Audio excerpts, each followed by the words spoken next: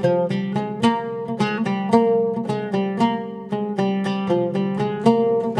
இன்னைக்கு நான்வெஜ் பிரியர்களுக்கு ரொம்பவே பிடிச்சமான மட்டன் கிரேவி எப்படி செய்யறதுன்னு பார்க்க போகிறோம். கறியெல்லாம் நல்லா வெந்துட்டு ரொம்பவே ஜூஸியாக சாஃப்டாக சூப்பராக இருக்கும். ஸோ கண்டிப்பாக ட்ரை பண்ணி பாருங்க. ஹாய் ஃப்ரெண்ட்ஸ், வணக்கம். என் பேர் அபி. Welcome to Indian recipes Tamil. வீடியோக்குள்ள போகிறதுக்கு முன்னாடி நம்ம சேனல் இந்தியன் ரெசிபீஸ் தமிழை சப்ஸ்கிரைப் பண்ணிக்கோங்க. கூடவே இருக்க பெல் சிம்பலையும் கிளிக் பண்ணிக்கோங்க.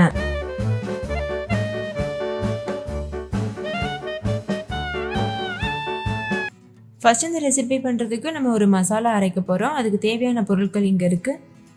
1 டீஸ்பூன் சீரகம், 1 டீஸ்பூன் சோம்பு, 2-3 கிராம்பு, 3 ஏலக்காய், ஒரு சின்ன துண்டு இஞ்சி, தோல் சீவிட்டு எடுத்து வச்சுருக்கேன். 1 டீஸ்பூன் கசகசா, 1/2 டீஸ்பூன் மிளகு, ஒரு சின்ன துண்டு பட்டை, 1 கைப்பிடி அளவு பூண்டு பற்கள் தோல் உரித்து எடுத்து வச்சுருக்கேன்.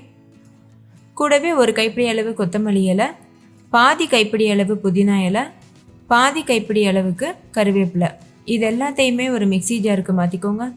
மாற்றிட்டு தேவையான அளவுக்கு தண்ணி சேர்த்து எந்தளவு முடியுமோ அந்தளவுக்கு நைஸாக அரைச்சி வச்சுக்கோங்க. இது ஒரு உரமாக இருக்கட்டும். அடுத்து ஒரு குக்கரில் 2 டேபிள் ஸ்பூன் கடலெண்ணெய் சேர்த்துக்கோங்க. கூடவே ஒரு பெரிய சைஸ் வெங்காயத்தை பொடியாக கட் பண்ணிவிட்டு சேர்த்துக்கோங்க. 1 டீஸ்பூன் உப்பு சேர்த்துக்கோங்க. உப்பு சேர்த்து வதக்கும் போது வெங்காயம் சீக்கிரமாகவே வதங்கிடும். நீங்கள் பெரிய வெங்காயத்துக்கு பதிலாக சின்ன வெங்காயம் கூட யூஸ் பண்ணலாம். வெங்காயம் கோல்டன் ப்ரௌன் கலரில் வரது வரைக்கும் நல்லா வதக்கிடுங்க. அப்போ தான் ஹோட்டல்ஸில் சாப்பிட்ற அளவுக்கு கிரேவி டேஸ்ட்டு கிடைக்கும். இது கூடவே நம்ம ஏற்கனவே அரைச்சி வச்சுருக்க பேஸ்ட் இருக்குல்ல, அதையும் சேர்த்துருங்க. சேர்த்துட்டு அதையும் நல்லா வதக்கிடுங்க. நம்ம இந்த பேஸ்ட் வதக்காமல் அப்படியே தான் பச்சையாக அரைச்சிருக்கோம். அதனால் பச்சை வாசனை போகிற வரைக்கும் நல்லா வதக்கிடுங்க.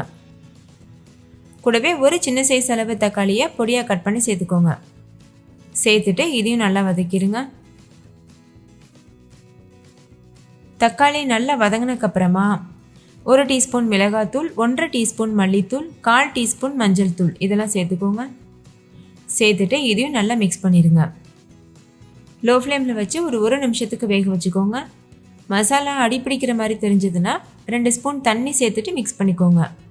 நான் மிக்சி ஜாரில் இருக்க தண்ணியை கொஞ்சமாக சேர்த்துருக்கேன். சேர்த்துட்டு மட்டன் சேர்த்துக்கோங்க.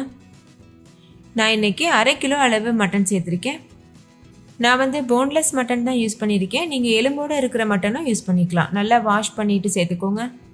சேர்த்துட்டு இந்த எண்ணெயிலே ஒரு 2 நிமிஷத்துக்கு நல்லா வதக்கி விடுங்க. பாருங்கள், இந்த மாதிரி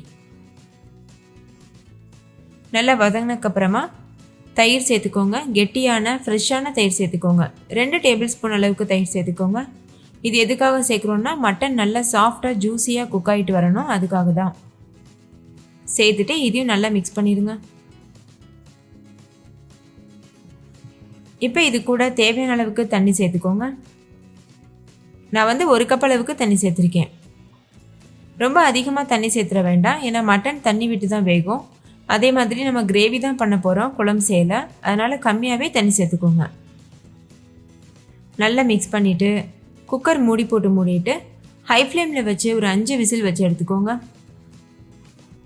அதுக்கப்புறமா ஸ்டவ் ஆஃப் பண்ணிடுங்க. ப்ரெஷர் தானாக ரிலீஸ் ஆனதுக்கப்புறமா ஓப்பன் பண்ணி பாருங்கள். கறி வேகாமல் இருந்ததுன்னா மறுபடிக்கும் குக்கர் மூடி போட்டு மூடிட்டு ஒரு 2 விசில் எக்ஸ்ட்ரா விட்டுக்கோங்க. அவ்வளோதான். இப்போ ப்ரெஷர்லாம் தானாக ரிலீஸ் ஆகிட்டு வந்திருக்கு.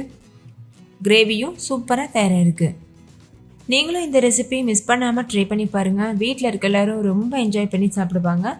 கடையில் வாங்கினதான் கேட்பாங்க, அந்த அளவுக்கு பெர்ஃபெக்டாக இருக்கும். ஸோ மிஸ் பண்ணிடாமல் ட்ரை பண்ணி பாருங்கள். ஓகே ஃப்ரெண்ட்ஸ், இந்த மட்டன் கிரேவி உங்களுக்கு ரொம்ப பிடிச்சிருந்தா லைக் பண்ணுங்கள். உங்கள் ஃப்ரெண்ட்ஸ் கூட ஷேர் பண்ணுங்கள். நீங்களும் வீட்டில் செஞ்சு பார்த்துட்டு டேஸ்ட் எப்படி இருந்ததுன்னு கமெண்ட்டில் சொல்லுங்கள். தேங்க்யூ, பாய்.